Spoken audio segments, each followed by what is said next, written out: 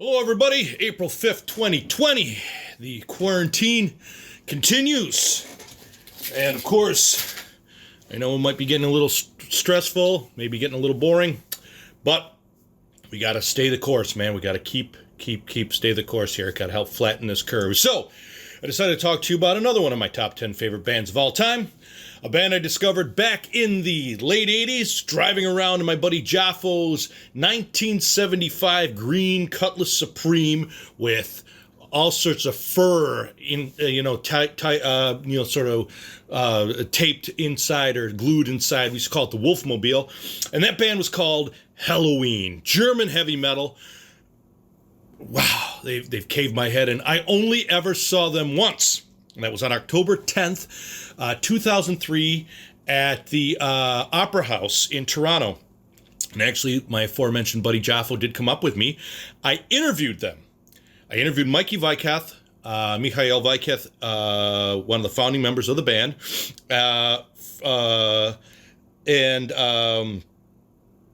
For a magazine that I was working on, a website out of India, of all places, called Infinity Music Mag. And I did a video, and I've decided I actually dug into my archives and found that video. And I think a lot of that video will explain a lot of stuff that I'm going to talk about. I actually remastered it a little bit and tweaked some of the sound from the original showing that I had of it. And it is a little bit poorer quality, but I think you'll enjoy it. Plus seeing a thin, high-strung me back in, I was 33 years old back then, as opposed to the aged old bastard that I am now. So let's talk about it. One of my top 10 favorite bands of all time, Helloween. They crashed out on the scene back in '84 with their mini EP. And when they came out, they pounded out with, I think, Starlight and, Starlight, Murderer, Victim of Fate, Warrior, Cry for Freedom. Impressive.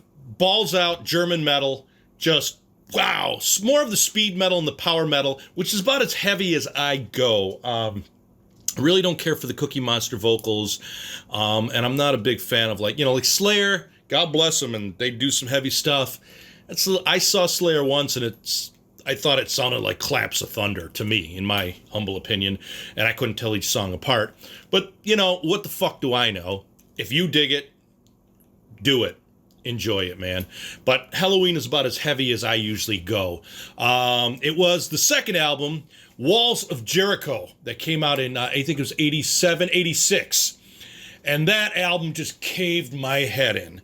And that was where they just came out with the title track, Walls of Jericho, which was sort of a little bit of it started a trend, and that a lot of the albums had, where they had like this little intro piece, and then right into Ride the Sky, bam, just molten metal, Reptile, Guardians, Phantoms of Death, Metal Invaders, Gorgar, Heavy Metal is the Law, and then How Many Tears.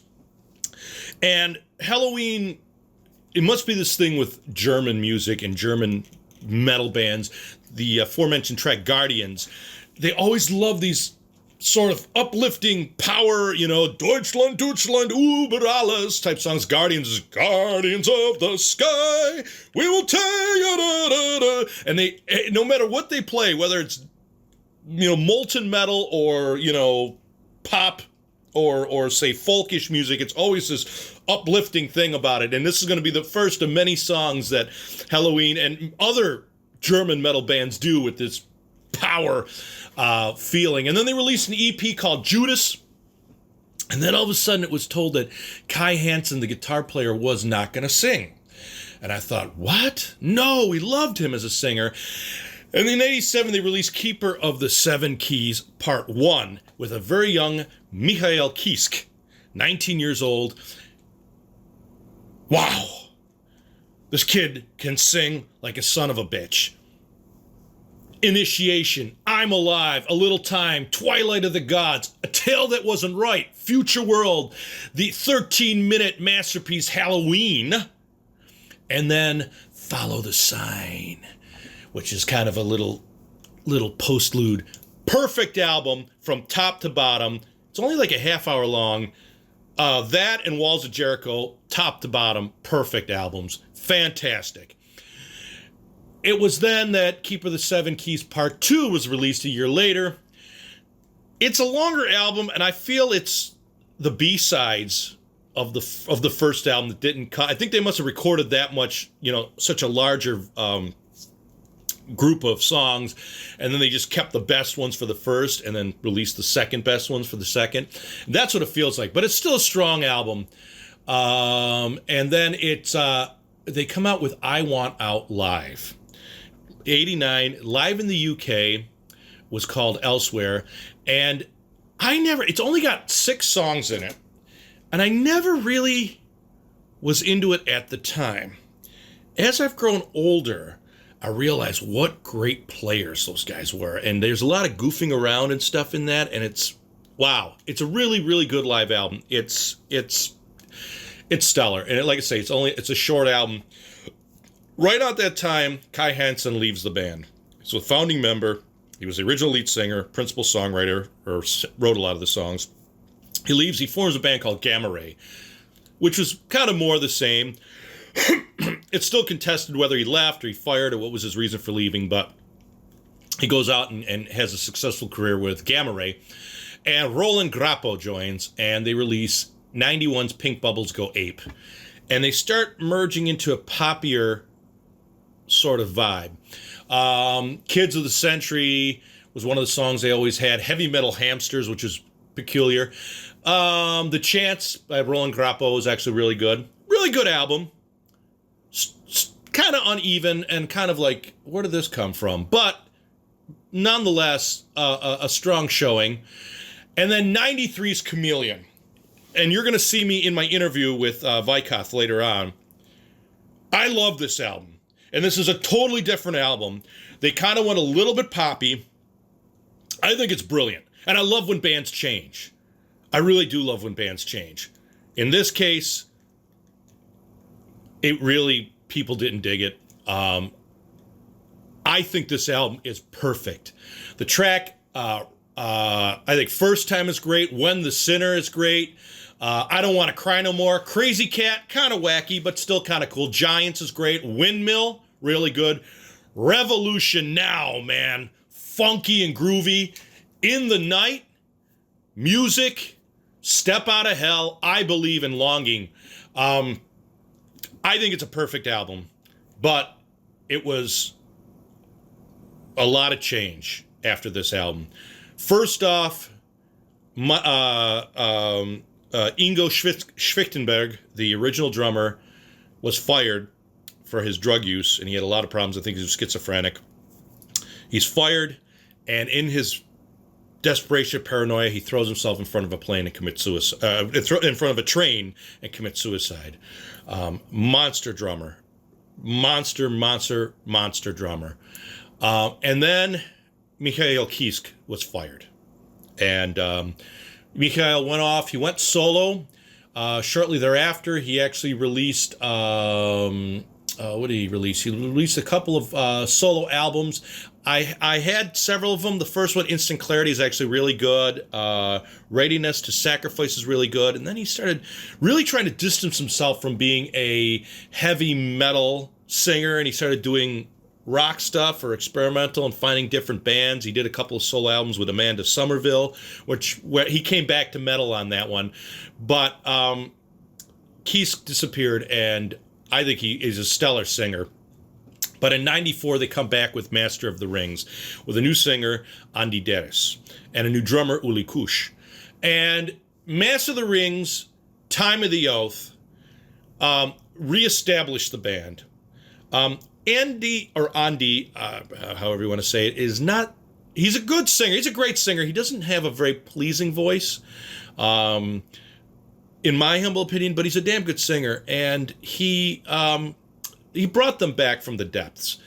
And from that point on, Helloween maintained a sameness from him. Both of those albums are killer, but it was like, you go to Burger King, get a Whopper, it tastes like a Whopper. Whether you get it in Hawaii, or you get it in Buffalo, or you get it in Des Moines, Iowa, it's a Whopper. From here on in, you buy Helloween, you get Helloween. They didn't do a lot of experimentation.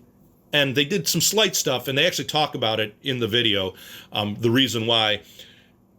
And I don't know how I feel about that. In my opinion, it just, there was nothing exciting like with Chameleon and stuff like that, but it wasn't bad. It was just Helloween. So Master of the Rings, Time of the Oath, so 94 and 96.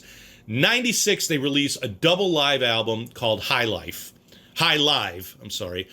And it was an excellent live album. You start to see how good of a singer Michael Weikath was when Andy tries to replicate his stuff. Andy's still really good, but just not a Michael Weikath. It actually was a straight quality live album. No holds bar, or no, nothing frills, just boom, here we are live. And unlike I Want Out Live, which is really kind of strange, here they kind of stick to the formula. 98, they release Better Than Raw.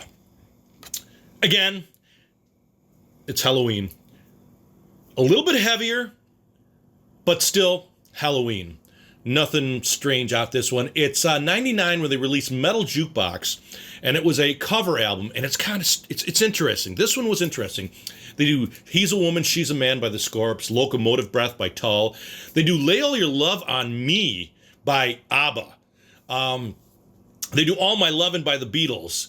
Hocus Pocus by Focus, which sounds identical to the original version. Faith Healer by the sensational Alex Harvey Band, and Juggernaut by Frank Marino from Frank Marino Mahogany Rush.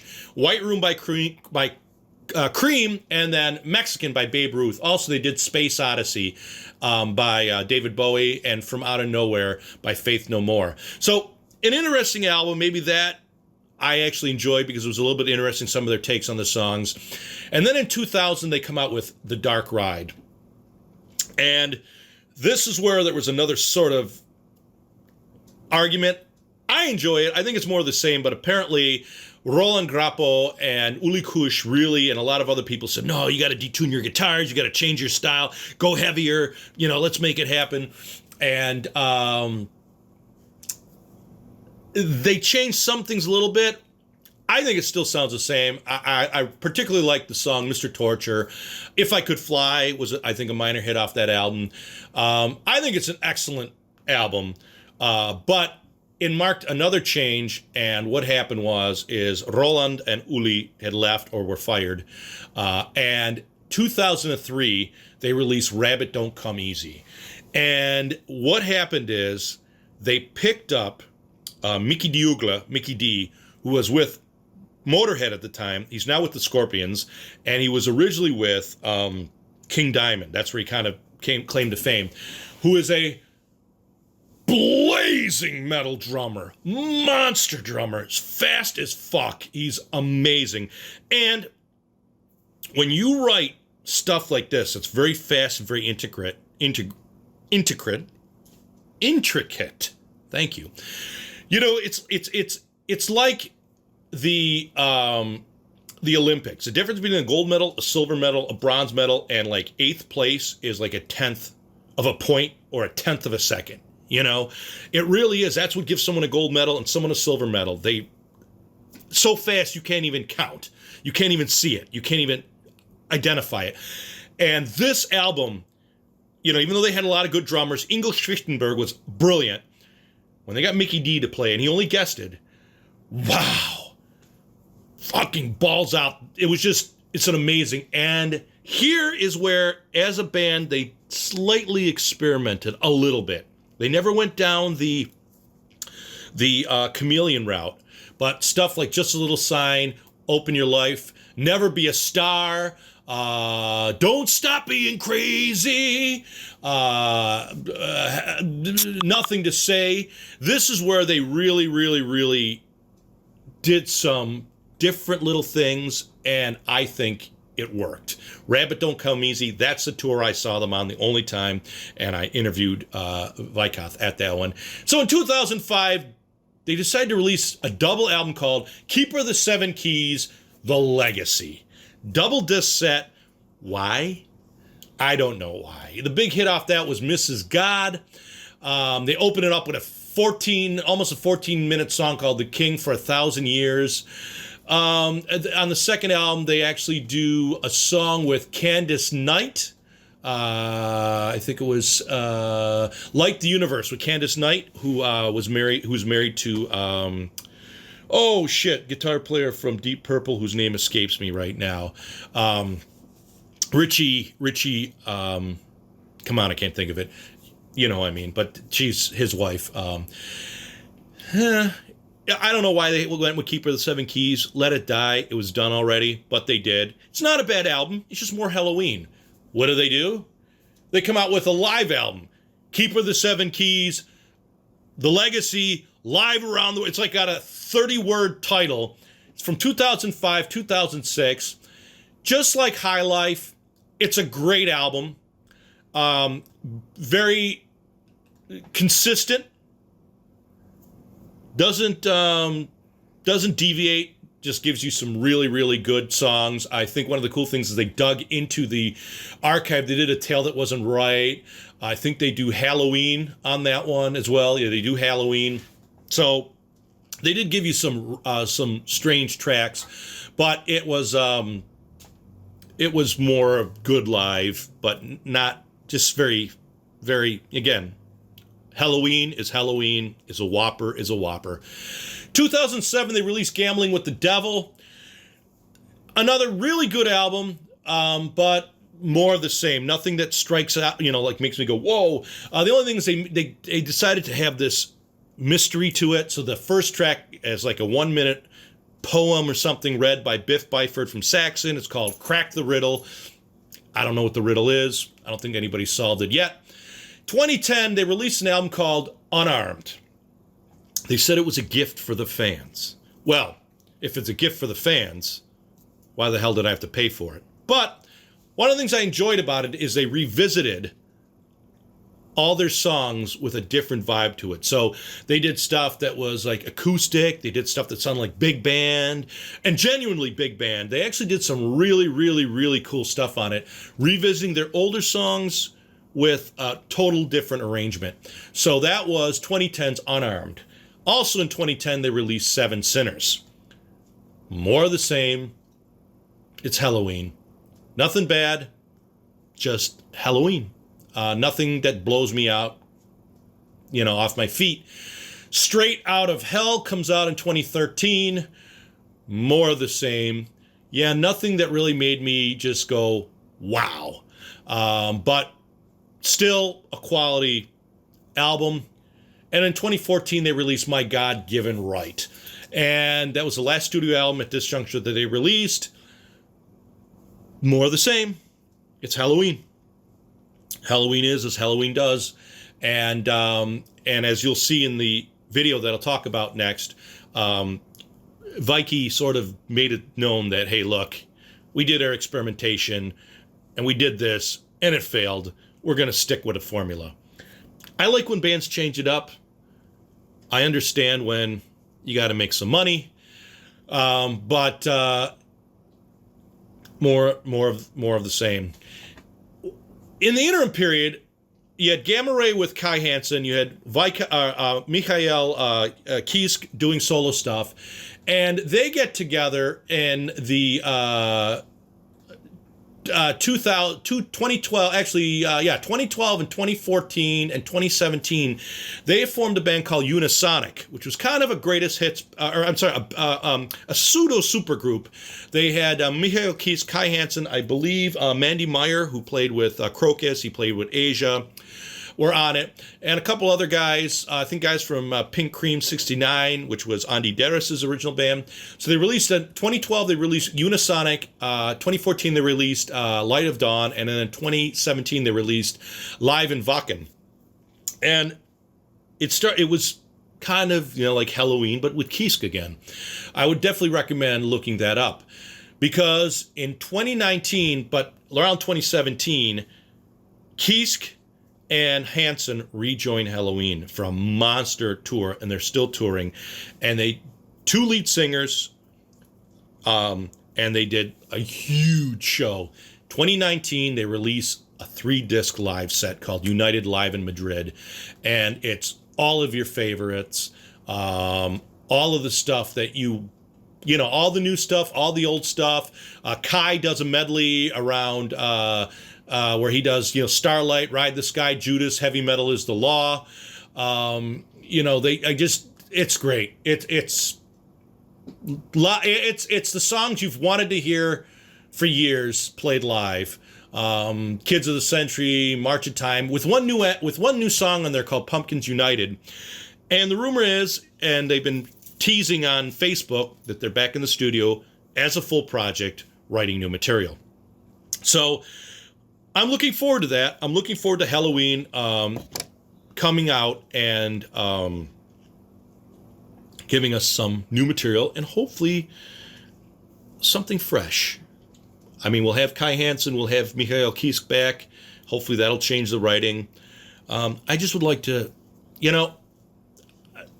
I like change sometimes, Sometimes I don't want to eat a hamburger every day, I'd like to eat something slightly different.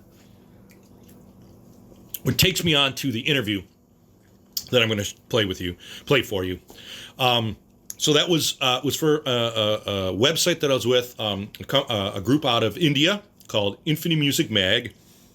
It was, at the time, his name was Arun Kali. He was an 18 years old kid who ran this entire magazine. He was a real cool dude. We had a falling out, as is my wont with a lot of people. I felt that I was doing a lot of the work and not getting compensated. I was doing the interviews, doing all the editing, the videos, all this hard work. And then he was kind of critical of me. And I was like, yeah, what the fuck? So, I mean, it is what it is. It's life. I'm glad I did it. And I'm glad that I was able to have this interview, which is fantastic. And Weikath was hilarious. It's that wonderful sort of German comedic vibe that they have. And the other great thing about it is he was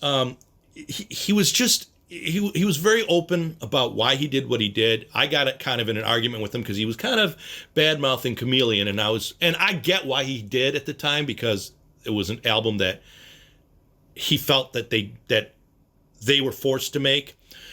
But it actually funny experience. My buddy Jaffa went up with me and videotaped it, and was my cameraman.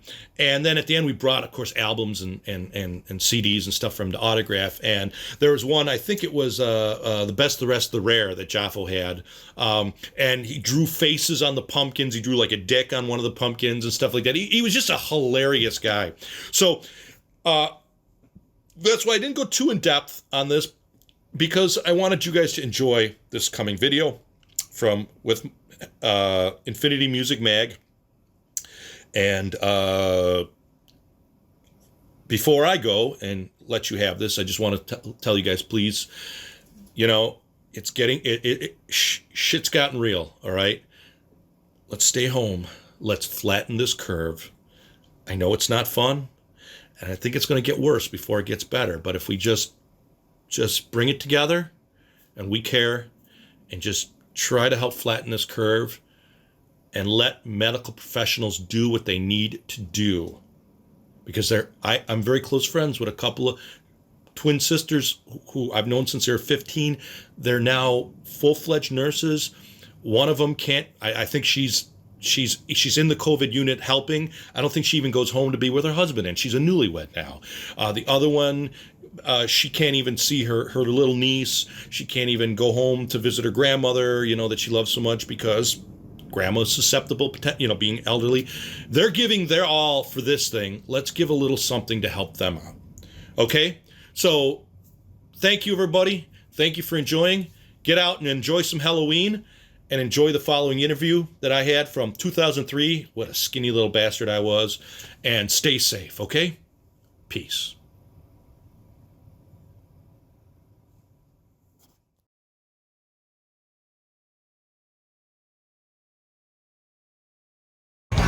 You're gonna take that, but you will. You're gonna burn in hell.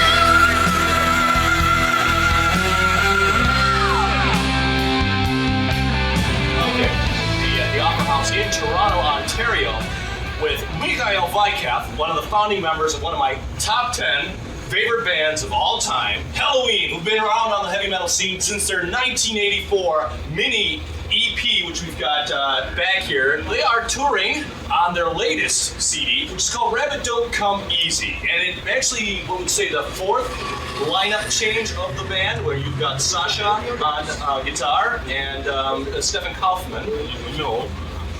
Schwarzman. Kaufman is a drummer from, and became the guitar player from Accept. It's a Schwarzman. Kaufman, Schwarzman. Hey, is Grosskopf a real name or is it a stage name? No, it's a real name. I'm running a review on Rabbit Don't Come Easy, and it's billed as your triumphant return, and I want to basically say to people, you guys never left. You guys have been putting out quality albums throughout the years. This Rabbit Don't Come Easy is really what I like best at this very I think it's fantastic. And so I mean, that's like what a Helloween record should be, and nothing strange or nothing educational, you know, that's like, you know, where do we have to learn something about rock music, or why would Helloween have to change so much because we maybe want to circumvent enough work, or do I know, maybe things are too complicated, or maybe you want to do this, or maybe you want to do that. That's not the thing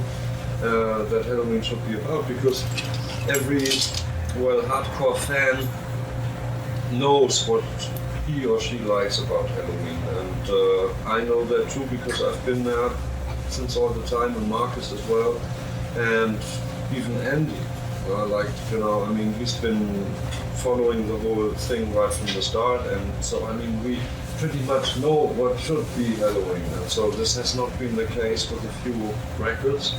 Let's say it's been the Blue Bubbles and the Chameleon and the Dark Ride, right? Don't say nothing about Chameleon. That's my favorite album. Yeah, even though it's like... Brilliant. It's all good albums, but they are just like slightly too different from what... You know, it's like this, you spend 1 up to 2.5 years in one cycle with one album. No? And so let's say like 1.5 or 2 years is too much if you do something like the Chameleon, because the fans, they want something else. But now, see, now you're treading on what I feel is dangerous ground, because I think you have to mature as an artist, and I think in Chameleon you really did mature and wrote some great material. Do you always have to be stagnant, putting out the same stuff? I mean, you could listen to Walls of Jericho, and it's brilliant. You guys were young, you were inexperienced, but it's brilliant. Do you want to put out 20 Walls of Jericho albums? I think the beauty of the fact is that you are maturing, that you do experiment. I think Rabbit Don't Come Easy is the best of every one of those albums. Right, because it has you know, it has like variety. And so each time you overdo something with one record, if you go like, we want to go tedious, or we want to go slow, or we want to go groovy, yeah, okay, don't go and do like a entirely groovy Helloween album only because you're in for like doing the groovy thing. No? Like, except they once changed, you know, from like a very interesting, energetic, funny band, you know, to something trained, something like, you know, I never forget that.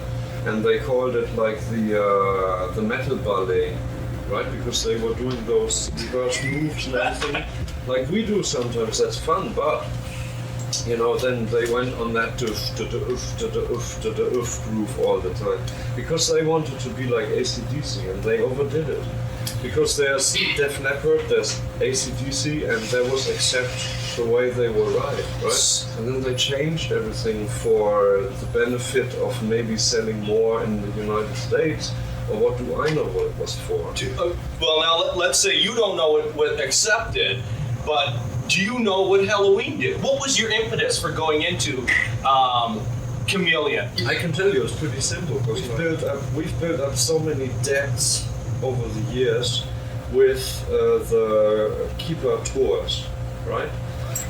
Some ridiculous amount of money was spent on the Keeper tours, also by our first manager, Lim Knorr, and he didn't oversee things properly and everything, so eventually we had to fire him later on because he almost got us into jail.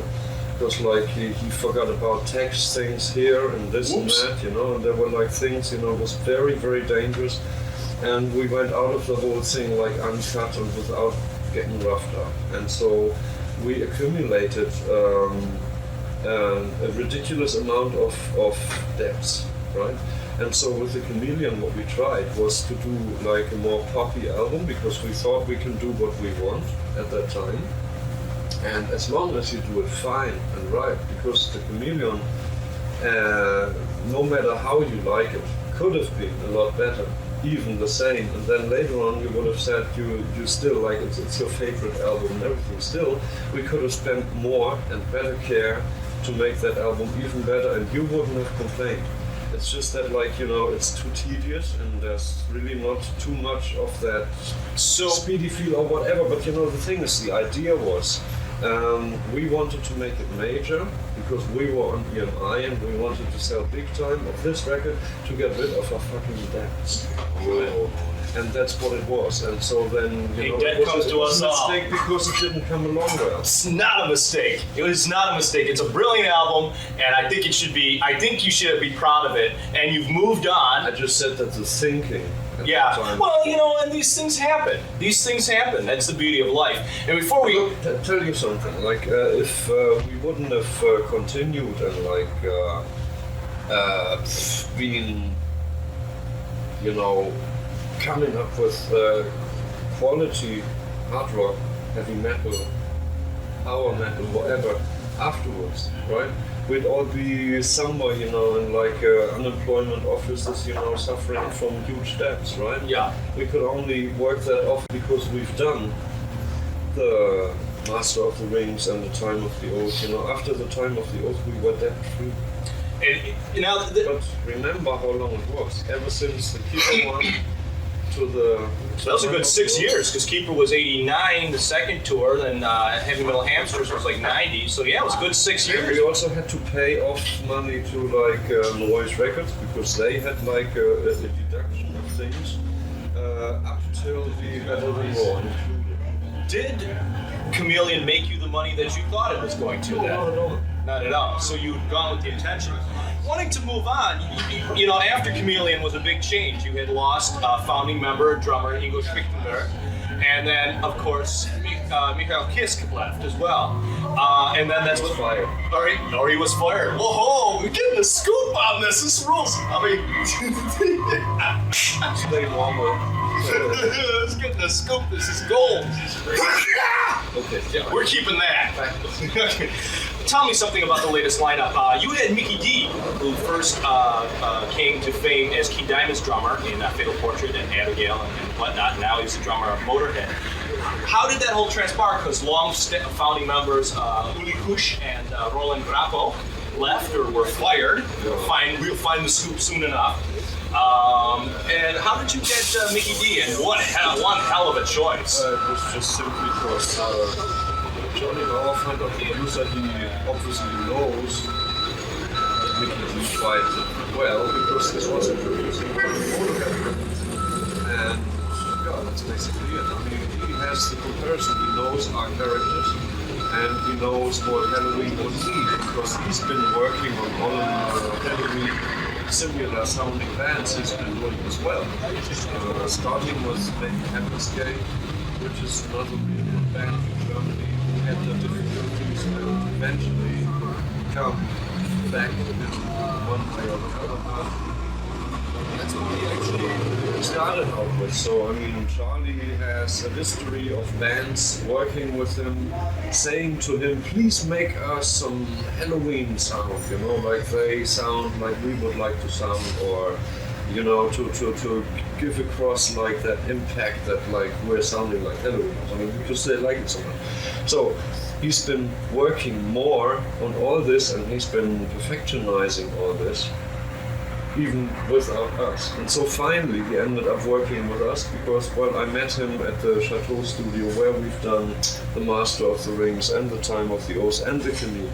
And he co-produced, he started with you guys on The Dark Ride, where he co-produced it with Roy Z, who did a lot of work with Bruce Dickinson and Rob Halford. And this and that, yeah. And so, well, he got to know us that way, and then, well, he was actually involved in working with us. And what he told us in the very beginning was, like, I've been doing so many Helloween similar bands now, and now I'm finally out for achieving like the real thing with the real Helloween band. And so then we came up with something like the Dark Ride. Even he couldn't understand quite well, but there was like a majority of band members who wanted to do something like the Dark Ride. And well, I was more or less against it, and I also said so, but then on the other hand, you know, I got to be a little bit professional and keep the thing going for as long as people wanted. So, knowing us from like a hard time, namely the Dark Ride production, and seeing us around in the new production for the Rabbit Don't Come Easy album, and well, I mean, this little handy dandy ashtray. Exactly. And so, well, it was like you go somewhere and it says like, sorry, you can't smoke here, and there's no ashtray provided. You know, what do? You take this. Anyways, You wily little German, you. I'm terrible. Oh. And so I'm her terrible lover. And yeah, thing is that knowing us as well as he does, like he decided to call Mickey D for doing the drum parts, because obviously Mark Frost was very, very ill and he couldn't possibly record anything. And so that's been the best choice, and also actually he's a guy of his own standards, and so he's working for and with Motorhead, and so there wouldn't be any faint logical rumors to say he may join Helloween, which was not in our interest at that time, because we still hoped that Mark would recover from what he had, that Epstein-Barr disease. And eventually we had to look yet for another drummer, because B-sides were to be made and bonus tracks. And there was no one there, because like Mickey D, he was out in Japan with Motorhead doing his shows. So he basically, how did you guys work out it? Did you send him demo tapes and then he came one day in the studio, laid down the tracks and was Nothing done? like that, no. I mean, he's like a hyper-professional power station. And he just came down for the few days he had in between. He couldn't see his family because of that. He only had like a few days in between, 4 days. And Came in and cut the album. Just like listen to the pilot tracks. Luckily enough, we had all tracks pre-recorded and Scratch guitar tracks and click tracks, on yeah. the computer, and click track and everything. And so he had something to relate to, and actually could get right into recording. Wow! He sounds like he's played with you the whole time, because it is just, well, he's just such a stupendous drummer. It's just because he fits. He and fits, like, yes. He's also like not the youngest guy, so he's like kind of classical metal musician. There you go. And like, I mean, we've been starting out around the same time, so you know. And there's another bit to it, because he likes classic rock.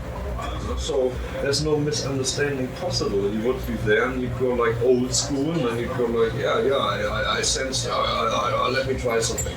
And this is just like the way it was. He's been battering the drum, you know, like no one would. And so actually the Sonar signature drum set is feeling right.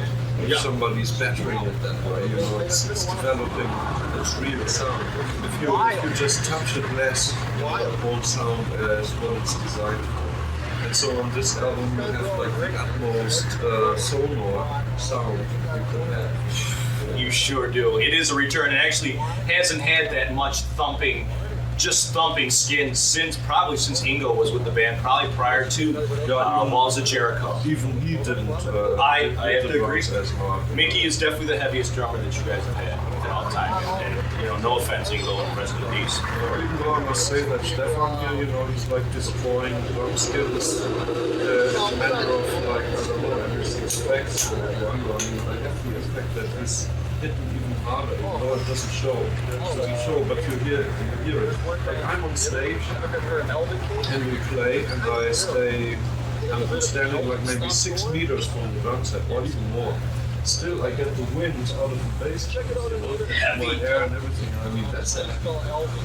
Tell us, this is your first tour of North America, and since 1989, you've come across the pond a couple of times on a one-off gig here or there, but you have not really done a major tour in North America since. We could have. On the other hand, you know, it's like this. There wasn't really much response from the side of any local promoter, and then we had no reliable record sales numbers, because like the American record companies we used to have, namely Castle or Belleville, got dismantled right when our sales started to take on well.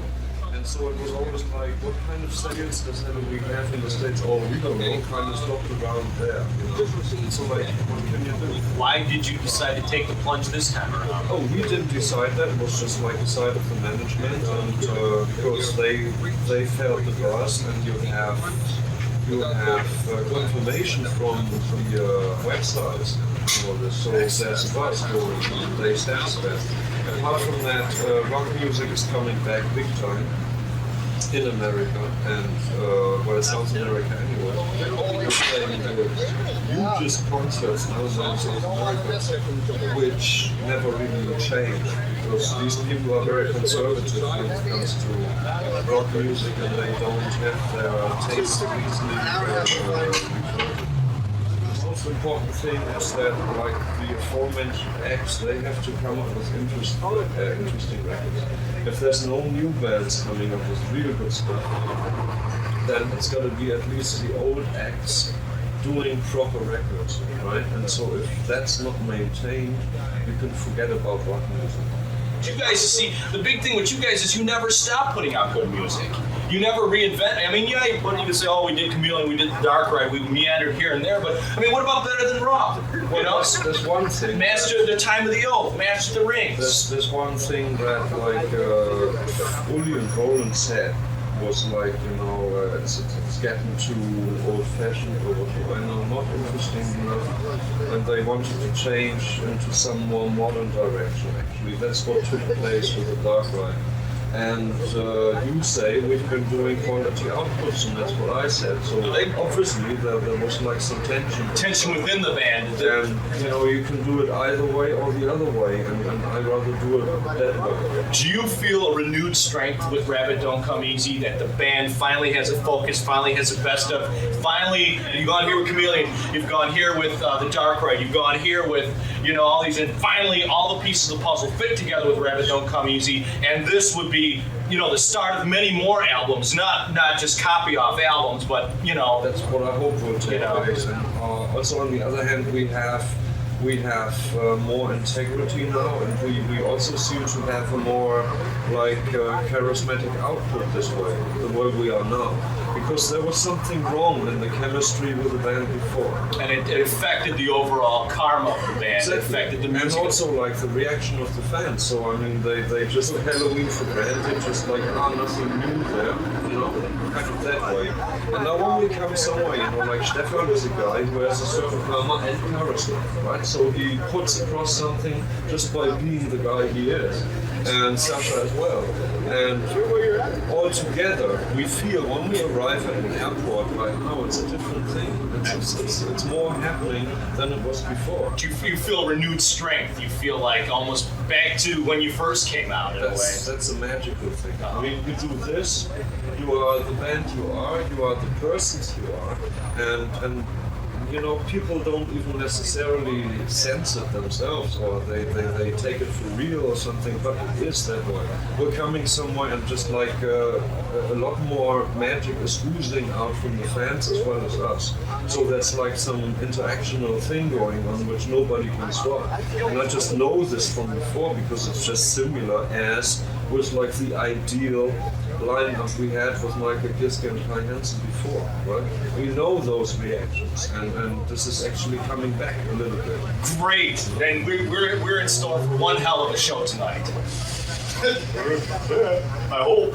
I'll be there screaming. Michael, Michael, Weikath, Vikey, whichever you prefer. I'd like to thank you for taking time out of your busy schedule to do this interview with us. Really appreciate it. I've been a fan of you guys for years. Well, that'd be great. Okay. Give me a black Sharpie or something. Oh, I've got a green Sharpie and a blue Sharpie. That's crap. We want to. I didn't bring a black one.